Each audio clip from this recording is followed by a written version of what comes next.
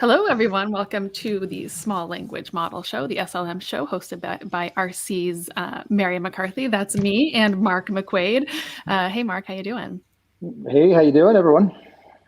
We've got today two very special guests. We have Jeff Boudier from Hugging Face. He's the product and growth leader from Hugging Face, and Charles, who is our regular from Arcee. One of our senior research engineers. We're going to start with Jeff with all questions Hugging Face. Let's start, Jeff, with, I know the vast majority of people watching not only know Hugging Face, but are probably like deep in the Hugging Face world, but still there are some people out there who don't know what Hugging Face is. Let's just give that little background. You know, what is Hugging Face, the hub and the spaces and the leaderboard and all that for people All who might not right. know. Yeah, sure. Happy to. And thanks for having me on the show. Super fun. Well, the Hugging Face is the leading open platform for AI builders. And it's where researchers will go to share their latest models and papers and collaborate. It's where data scientists will go to access the latest open models for anything from processing, generating text, audio, images, videos, and more. It's the place where machine learning engineers and developers will turn these models into features using features like spaces, a way to deploy live applications that are hosted on Hugging Face using machine learning models, inference endpoints to turn a model into an API you can integrate into your applications. Overall, our mission is to democratize good machine learning. And what we mean by that is machine learning that is open source, that is community driven, and that is ethics first. In a mission that's been hugely successful for anyone who's been following it, right? Mark, you're a part of that success. You were at Hugging Face for a while, right? I was there a It's while all ago. you, Mark. Yeah, it feels like it's all me, and I've just left my legacy on. Yes, yeah. Actually, but we were actually with Clem right not too long ago, a few weeks ago. We saw him in Miami, and Great, yeah. you guys are going to hit some very impressive numbers, right? So congratulations on all that. And I mean, yeah, I mean, we personally, I mean, I think we have how many models do we have in the hub now, Charles? I think we have about 90 or so within the hub, and we are huge customers of the Hugging Face Hub. So, yeah, actually, it'd be good for you, Jeff, to tell us exactly what the hub specific, the enterprise hub specifically is, because I think that's something that, not a lot of maybe less people know Hugging Face for that feature, which is absolutely one of your top features. So, and I know you've been doing your videos with the suit on and stuff. So I'd love to hear it here. Yeah. Yeah, thank you. Um, well, you mentioned some of the milestones that we hit, and today there are over 1 million models that are hosted on the Hugging Face Hub. 600 plus thousand are public, and we host about as many privately for our users. And we have over 100,000 organizations on the hub. Organizations is how you can collaborate within a team on Hugging Face. And the challenge is for people coming in to make sense of all of this. If you have hundreds of thousands of model to generate text, like which one do you pick? Which one is better than the other? And Mary, earlier you asked about the leaderboard. And the leaderboard is a product in order to answer that question for the data scientists coming in, like asking, so which model should I consider? And the leaderboard is a great way to do that. So you can filter through like the size of model you're looking at, the kind of model you're looking at, and all of these different characteristics. But another way that is challenging for people coming in is to use the Hugging Face platform and the hub in the way that is secure, where your employees have access to the right resources and they're actually your employees in your organization. So that's what the Enterprise Hub is all about, is how to collaborate securely on the hub so you can build machine learning with open models and open source in a way that is compliant with all of your IT processes. And so we've gone a long way to add certifications and security features on the Enterprise Hub. The hub is now SOC 2 Type 2 compliant. We built SSO through the Enterprise Hub, so you can make sure that it is your employees that are within your organization. We added ways to host your repositories in a particular region, to audit logs, to set specific access controls if you want this team to have access to those repositories and that team to these other ones. So there's a bunch there. But overall, Enterprise Hub is our way to make it easy for enterprises, for companies to use the hub in their day-to-day in a way that is completely secure and compliant. Yeah, and I mean, like I said, we're big users of the hub. And, you know, there was the kind of mission statement, right? Years ago when I was there, it was like, we're going to be the GitHub of ML, right? And that was kind of just a statement then. Now that's real. Like, that's a real thing, right? Like, you guys absolutely are the GitHub of ML. And I remember, it's funny enough, I remember we went to that AI summit in New York, right? And we had a booth with Intel. There was a limited amount of people that knew who Hugging Face was, right? And I don't know if that was 20-ish or 20, I don't know when that was, but it was, I mean, it's funny how far you've come, it's great how far you've come, because you find one person in AI or ML that doesn't know who Hugging Face is, like that's not, you know, that's not normal. So in that short amount of time, the mind share that you all have captured is unbelievable, right? Unbelievable. So yeah, that's fantastic. I'll ask you a question then. Being on the inside, what do you think of MergeKit? What do you think of model merging? I mean, the Hugging Face leaderboard, you mentioned it. It's filled with models that have used MergeKit. Charles obviously is on with us. He created MergeKit. He's now part of Arcee. Like, what is your take on it? So I mentioned 1 million models hosted on the hub, and this doesn't happen by mistake. This is the result of the whole AI community working day to day to find ways to improve models one after the other. Improve by finding new architecture improvements. That's what researchers do. Finding ways to adapt them to a particular model, to a particular task, to a particular language, quantize them, make them faster, make them smaller. And so that's the output of the AI community as a whole. And merging models is a great new way that is very accessible to people to experiment with how can I improve models by taking the best from this one and that one. There is a variety of different algorithms that are implemented, so you can very easily sort of pick the algorithm that you want to use to merge the model. So it's a really, really cool way for companies to improve upon the models that already exist. And that's really important because what we've seen from companies and users is that starting from a base open model, you can really get much better accuracy for whatever task than the best closed proprietary model out there, right? So today is GPT-4, tomorrow, or Claude 3 is going to be another one tomorrow. But it doesn't matter. Like, you start from an open model and you customize it with your data. There's various ways of going about it, and you get something that's like so much better for the specific problem that you're trying to solve for your customers. So yeah, super excited about MergeKit. There's a ton of activity on the hub through MergeKit. We actually added a new feature on the Hugging Face hub. If you go like look for models, there is a merge filter. So on the left side, if you're familiar, there's like the tasks and the libraries and all. So there's a filter if you go to the other category for like merged models. So that's really, really cool to have native support. And of course, we've seen the impact of MergeKit through the leaderboard, right? Which is the resource for the community at large. The first place to go when you're wondering like, so how are open models doing today, like which ones are doing best. There is like thousands of models out there that have been created through MergeKit and that are popping up to the top of the list. So it really shows the impact.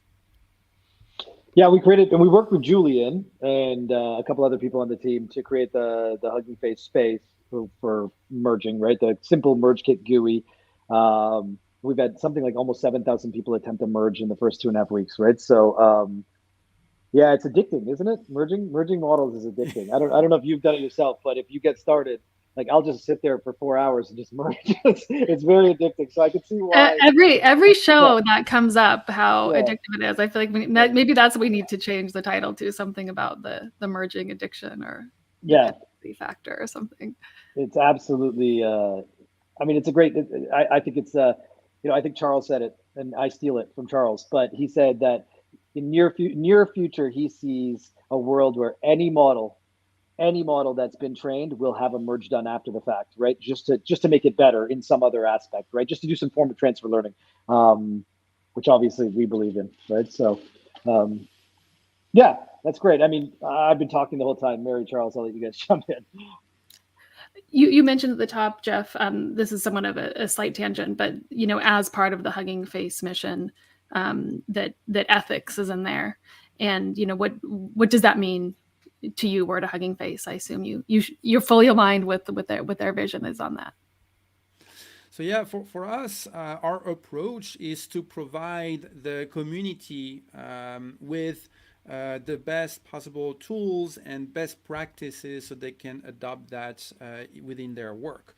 And to show great examples of like ethics first projects. Good examples of that are the Big Science and Big Code communities. Big Science released the Bloom models. Big Code released the Star Coder, Star Chat models. But maybe even more impactful than the models themselves were building all of this in the open with all of the conversations around data governance and ethics that are all transparent. And maybe even more impactful than that were the open data sets that were created and made available to the community. It really shows how a fully open release of a model can have so much wider impact than just releasing open weights for a model. After Big Code release, and Big Code, by the way, is an open science collaboration between ServiceNow and Hugging Face and about 1,000 researchers from the community.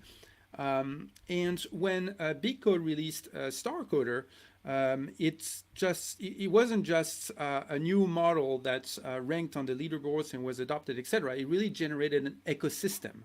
And there are so many models from other organizations that built upon either the stack, the dataset, or StarCoder, the model, and StarChat. So it's really, really cool to see that. And another example of best practices and tools for the community. The Big Code project really took a very early foundational stance around how we're going to create our training data sets. And they publicly documented how they pulled data from GitHub, how they filtered for commercially permissible licenses, how they added an easy way for GitHub users to check whether or not their code, their projects were included in the training data with a simple opt-out mechanism so that we can update the dataset and remove the data which authors don't want to be there, even though the license allows for it. So it's all these best practices that allow, I think, the project to have so much impact. And then the thing that I'm also interested in, which is like the company enterprise usage, it also provides artifacts that are like the most future-proof and compliant possible, where you know that it's not going to come back on you. It's pretty auditable. You know where the data comes from, how it was collected. There's like all these mechanisms so that it's as compliant as possible. The whole regulation landscape hasn't fully landed, but here at least you know that you're using the most ethics first assets for your own projects. Yeah, and a great example of it's possible to have a highly monetizable business model and be ethical. The Hugging Face is a By the way, terrific for example this, of like that. for the community, our society and ethics team does an amazing job of centralizing those resources. So if you go to hf.co/ethics, you'll have like the best tools, research papers, spaces that are available. They even have a newsletter, so you can get the latest directly in your inbox. Terrific. That's actually a great pivot to a question for Charles, which Charles obviously joined Arcee in part because of his commitment to open source shared by Hugging Face. And Charles, last week you released a pretty headline-making tutorial on evolutionary model merging. So tell us a bit about that. I assume Jeff followed that. And the backstory is that you tell the backstory. Sure, yeah. So, there's this great paper that came out of Sakana AI about a month ago on evolutionary model merging and using genetic algorithms to optimize the parameters that emerge for, specific measurable, metrics. So I thought that was a fantastic paper. And of course, the second I saw it, I knew that I had to implement MergeKit. And last week we released that functionality as a thing that anybody can use, and then I wrote up a little tutorial on doing that. Yeah, and have you seen? I don't know if you've seen that, Jeff. Have you seen the evolutionary model? Did you see this Goddard paper? I haven't read it. Yeah. I haven't read it. Yeah. I'll plug it into my LLM to get the. Yeah, plug it in. Yeah. I mean, I think that I'll try to explain it, Charles. You might want to explain it better. But in the world of model merging, you define your merge via a config file, and there's a bunch of parameters you can set. It's very hard to set those parameters, right? Because you just don't know what to do. With the evolutionary model merging, you take the human element out of it and let the LLM decide the most optimal merge, right? So it's going to merge eval based on the evals you assign to it. And then it spits out this insanely complex config file that it says run with these parameters because this is going to give you the best model, right? So it's actually absolute game changing in the world of model merging, but it requires GPUs. It's not as easy to do as merging now on a CPU. Of course, it requires some effort with GPUs. Yeah, it's sort of cutting out a lot of the human labor involved in merging, which is to get a really good merge right now, a lot of what has to be done is trying a whole bunch of different things and building up an intuition for what parameters do what, trying out the model on your tasks, doing a new merge. Instead, doing that programmatically with GPUs and evaluation on specific tasks, it lets you have a very steerable merge process where basically if you can quantify what you want the model to do then you can produce a merge that will excel at that task. Have you been following what the community has done with it so far, Charles? I know we're only like a little over a week out from the release, but have you seen some interesting stuff? Yeah, so Japanese Twitter has kind of taken it and run.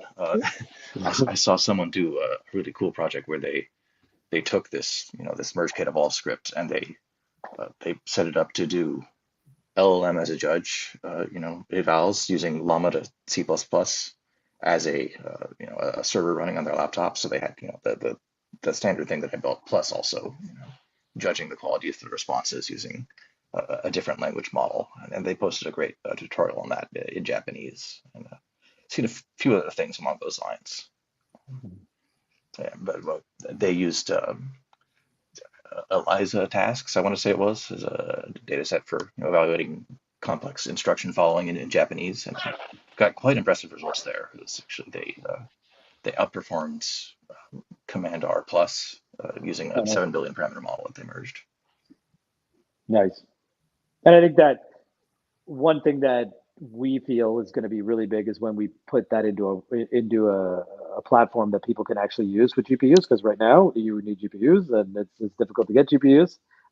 So putting the GPUs behind it and providing that is our next step. So that'll be hopefully allow for more people to utilize that kind of state of the art merging techniques. And I mean that leads me just to a random question for you, Jeff. When are you guys dropping the training the training cluster as a service? Do you have a date on that yet? I know that's like something you guys have a landing page for, right? And it kind of lead me into my second question is like, what's next for you guys? Like, what's big? What's coming up big from you all? So recently on that topic, we've introduced Train with DGX Cloud, and that's actually part of the Enterprise Hub offering. So if your organization, I know yours is part of Enterprise Hub, you have access to this. and makes it super easy to fine tune models without having to worry about hardware. Everything is running on DJX Cloud. So that's the newest on this. And then looking into the future a little bit, I think we're sort of had a step change in what can be done with open AI, open source AI. Is like none of these are perfect. The past six months have been, the main narrative has been like the open source AI community sort of catching up with the best proprietary models out there, GPT-4, Cloud 3, and now we're in a space that's in a phase where open source models are actually performing better in a ton of benchmarks, and then that's only like the baseline that you can really easily improve upon because they're open models and you can fine-tune them and do whatever you want with them. So I think it's a really, really exciting phase, and for me, who's working with customers day to day, that's really important because there's been like so many companies experimenting, dipping their toes into AI using APIs. And now they're wondering like, okay, well, can we put that to scale? Can we put that in front of customers? Can we put this into production? And that's usually where you need to go and build on top of open source, because you realize that you need to sort of host the models where your data is so it doesn't get intercepted. You realize that you need to sort of vouch and for your model, because if you don't know what model is behind the API, it may change overnight and change your customer's experience. So in order to sort of control your AI destiny, you need to be able to own it, and to own it you need to build it on top of open source and host it yourself and all of these things. And so there's been this this drive toward open source AI for these security reasons and these privacy reasons and these compliance reasons. But now there's also for like having just a better experience, and one that is going to continue to improve over time as the open source AI community keeps churning out new models.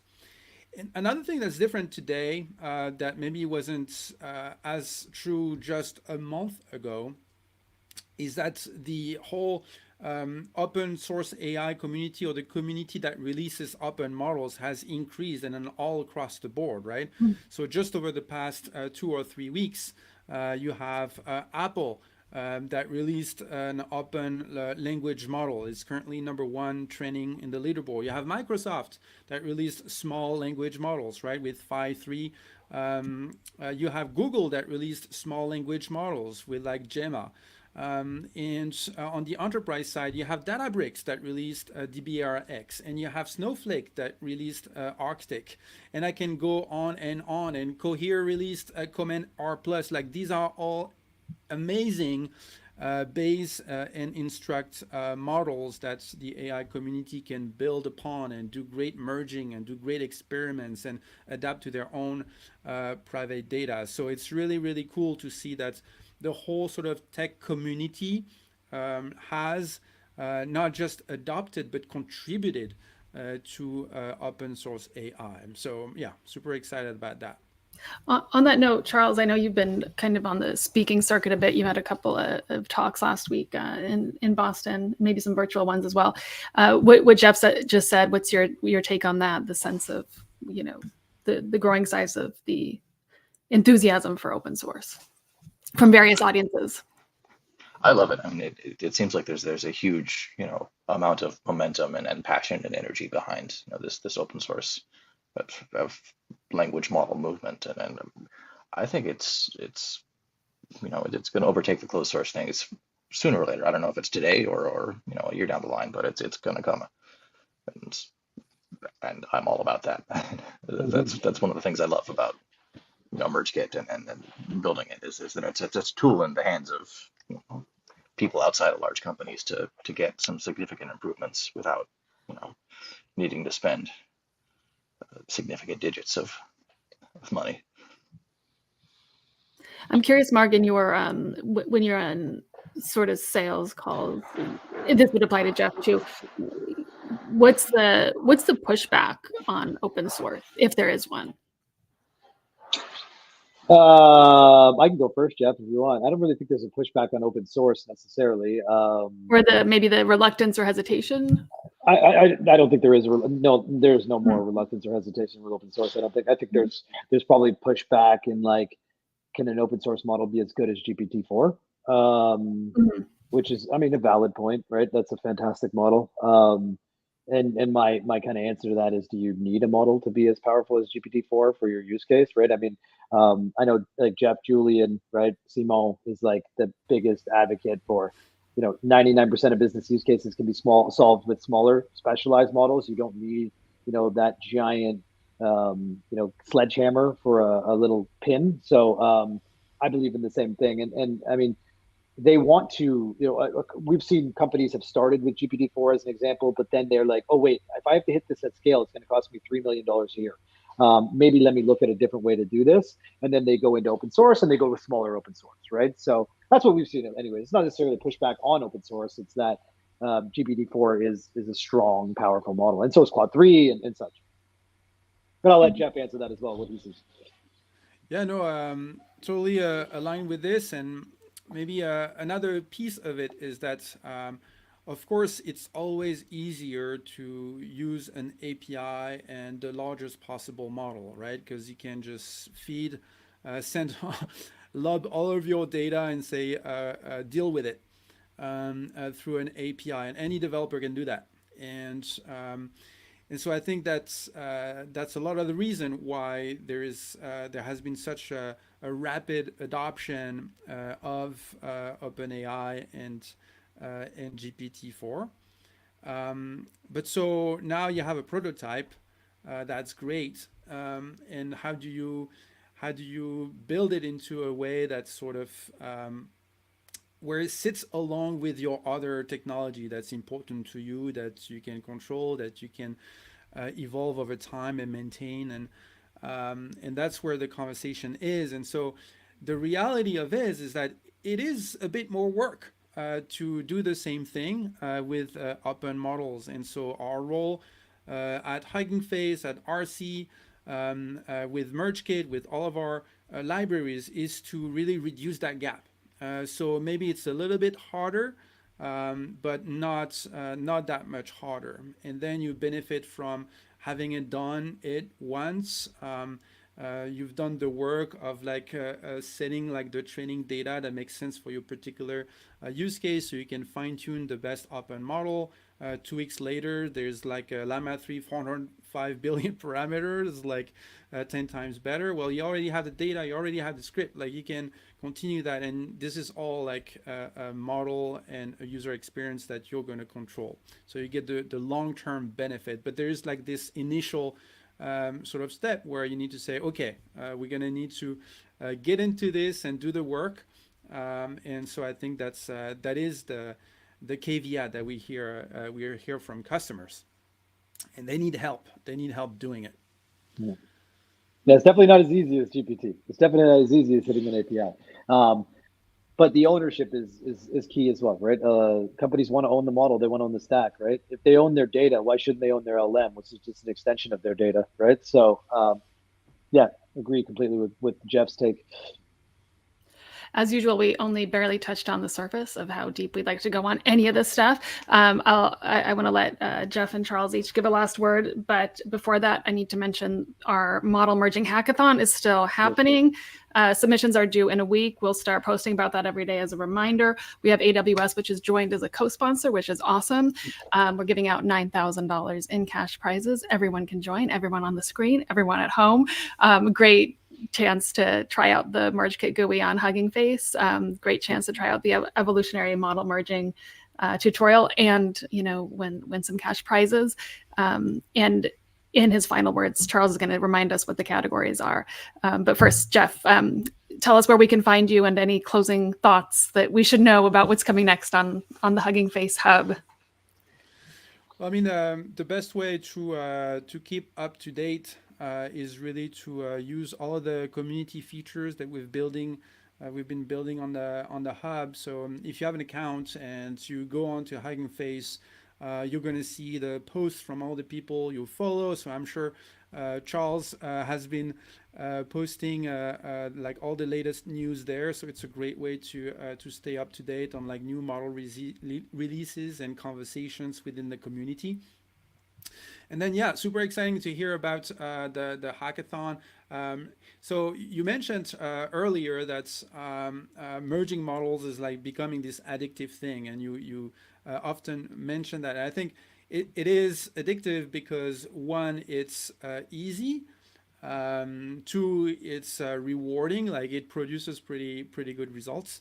And three, it's not prohibitively expensive, right? Every time you do another merge, it's not going to take a ton of time and money. And the MergeKit GUI, the space on Hugging Face where you can merge models just by clicking and pasting a couple model ideas, I think is the perfect vehicle for that. Right, and I saw that it got a lot of likes from the community. So if you haven't used it, you can find it on Hugging Face. Look for MergeKit GUI, and in this space you just like drop a couple model ideas from Hugging Face. You can select within the config file sort of which algorithm you want to be applied, and then boom, you're done. And you can save that on your private, your user account, or you can have it saved on the MergeKit community organization.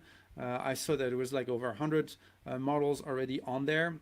So I'm really excited about the hackathon, and I thought that the community, I hope that the community will create some really cool stuff that we'll start seeing on the leaderboard. Awesome. Charles? Yeah, so basically anybody who's building something cool with MergeKit, and I know there are a lot of you. I see your projects on Twitter, on the various Discords. I encourage you to submit your projects to this. Maybe get some cash prizes, and just to remind about the categories. There they are: best new merge, best integration with other ecosystems, and my personal favorite, merge that's most upsetting to the natural order. So it's what we should really all be striving for in our work. Just to... Love it. And any final words from you, Mark? Yeah, I mean, just it's great to see. Always great to chat with you, Jeff. We've stayed in contact since I left Hugging Face. It's always great to chat with Jeff. And Mary, you did say that everyone on the screen could participate. I don't think Charles is allowed to participate in the hackathon. Or you technically, the two of you are judges, right? So I guess yes, Jeff and myself. You cannot let Charles participate in MergeKit. Yeah, cool. That's it. Yeah, it's great to have Jeff. Awesome. Thanks for staying Thanks over. for having me on the show. Okay, we'll have you back, Jeff. Cheers, everybody. Thanks, Mary. Cheers. Bye. Bye.